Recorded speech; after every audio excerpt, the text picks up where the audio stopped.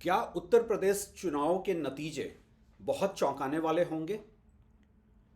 क्या नरेंद्र मोदी की राजनीति 2014 के बाद जो इस देश में एक नरेंद्र मोदी वेव था, क्या 2022 में भाजपा के अपने गढ़ उत्तर प्रदेश में उसका सफाया होने जा रहा है? ऐसे बहुत सारे सवाल पूछे जा रहे हैं जिसका कोई साफ जवाब अभी सामने नहीं है। कोई 2 हफ्ते का वक्त है अभी। लेकिन एक बात जो उत्तर प्रदेश से निकलकर आ रही है वो बहुत ही साफ इंडिकेट कर रही है कि एक बदलाव की शुरुआत हो चुकी है। सामाजिक न्याय, वो सामाजिक न्याय जिसने बिहार और उत्तर प्रदेश की राजनीति को बदलकर रख दिया था, वो सामाजिक न्याय जिसकी एक पुकार ने कांग्रेस की राजनीति को नेस्तनाबूद किया था, 2014 आते आते एक परसेप्शन बैटल में भाजपा ने उसे ओवरकम किया था। परसेप्शन बैटल ये बना था कि बिहार और उत्तर प्रदेश में सामाजिक न्याय के नाम पे सिर्फ एक जाति विशेष यादवों की गुंडागर्दी बढ़ी। सामाजिक न्याय के फायदे सिर्फ एक यादवों को मिला। ये परसेप्शन कितना सही है, कितना गलत है, ये एक डिबेटेबल सब्जेक्ट है। हम सब जानते हैं बिहार और उत्तर प्रदेश में जिस जाति विशेष के भी मुख्यमंत्री होते हैं, पूरी ब्यूरोक्रेसी में, पूरे समाज में उनका एक डोमिनेंस बढ़ जाता है। और आज का उत्तर प्रदेश भी कोई अपवाद नहीं है। ये भाजपा का अपना उत्तर प्रदेश भी इसका अपवाद नहीं है। लेकिन जो परसेप्शन बैटल बना दिया गया था कि बिहार और यूपी में सामाजिक न्याय के नाम पे यादव डोमिनेंस हुआ है, साथ में मुस्लिम्स का कॉम्बिनेशन बना है, इसने भाजपा की काफ़ी मदद की थी। बिहार और यूपी में जो दूसरे दबे कुचले वर्ग थे, जो दूसरे लोअर कास्ट थे, जिनको सामाजिक न्याय की ज़रूरत थी, उनको पूरी तरह से मोबिलाइज किया गया था भाजपा के फेवर में। भाजपा का ट्रैक रिकॉर्ड 4 5 6 साल होते होते बहुत क्लियर हो गया कि भाजपा सामाजिक न्याय की अपनी जो उनकी परिकल्पना थी, सबका साथ सबका विकास, वो सच नहीं था। इस खेल को सबसे पहले बिहार में तेजस्वी यादव ने समझा। तेजस्वी यादव ने भाजपा के उस परसेप्शन बैटल को कि सामाजिक न्याय का मतलब सिर्फ यादव का डोमिनेंस होता है, तोड़ा।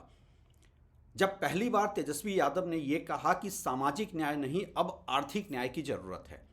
हालांकि तेजस्वी यादव अपनी पूरी कोशिश के बाद भी सरकार नहीं बना पाए, लेकिन उन्होंने भाजपा को एक टक्कर तो दे दिया था।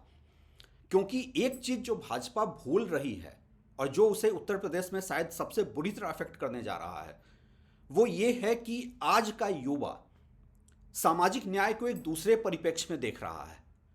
आज का युवा सामाजिक न्याय के नाम पे अपने जॉब को देखता है, अपने आर्थिक विकास को देखता है। और ये कोई कास्ट स्पेसिफिक नहीं है। भाजपा के अपने शासन में उत्तर प्रदेश में एक ब्राह्मण से लेकर के एक जाटव, एक दलित तक आज अगर अखिलेश यादव की तरफ देख रहा है तो वो सिर्फ इसलिए देख रहा है कि वो भाजपा में ठगा हुआ महसूस करता है। उसे लगता है कि जो सबका साथ सबका विकास की बात की गई थी वैसा कुछ हुआ नहीं है। जॉब इस समय सबसे बड़ी रिक्वायरमेंट है आज के यूथ की। और इस फ्रंट पे भाजपा का फेलियर, इकोनॉमिक फ्रंट पे भाजपा का फेलियर, इसको देखते हुए beyond Yadav belt, beyond OBC belt आज भाजपा को सबक सिखाने के मूड में दिख रहा है। ये एक अंडर करेंट है। क्या ये अंडर करेंट पूरी तरह से वोट्स में ट्रांसलेट हो रहा है? अगर हम उत्तर प्रदेश चुनाव को बहुत करीब से देखें तो अर्बन पॉकेट्स में वोटिंग कम हुई है। ये वो अर्बन पॉकेट्स है जो भाजपा का गढ़ रहा है। वहीं रूरल बेल्ट में जहां समाजवादी पार्टी की पकड़ थी, वहां वोट परसेंटेज बढ़ा है। ये अपने आप में एक बहुत बड़ा इशारा करता है। मीडिया में एक पैरेलल नैरेटिव चल रहा है। मीडिया का मतलब आप मानकर चलिए भाजपा का प्रायोजित कार्यक्रम।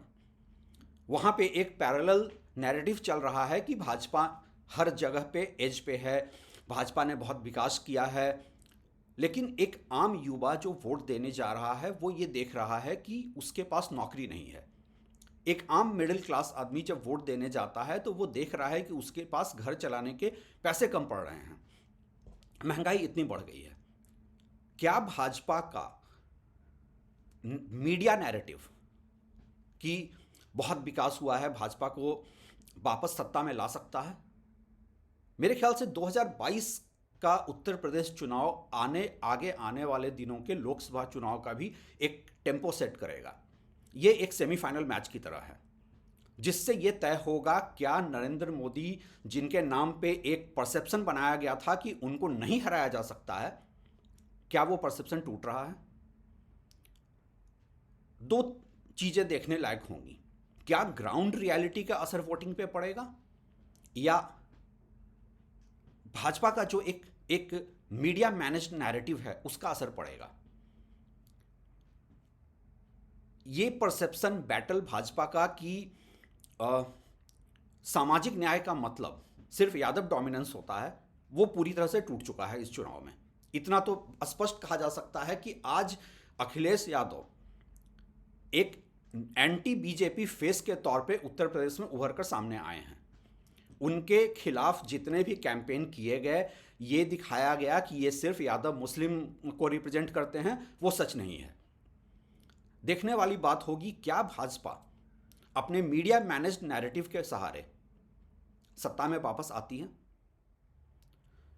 आदम गोंडवी ने कभी लिखा था, तुम्हारी फाइलों में मेरे गांव का मौसम गुलाबी है, तुम्हारे दावे झूठे हैं, तुम्हारे आंकड़े किताबी हैं।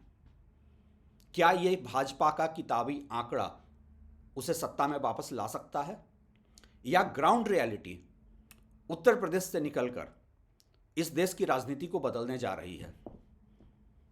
बहुत इंटरेस्टिंग रहेगा उत्तर प्रदेश चुनाव के नतीजे।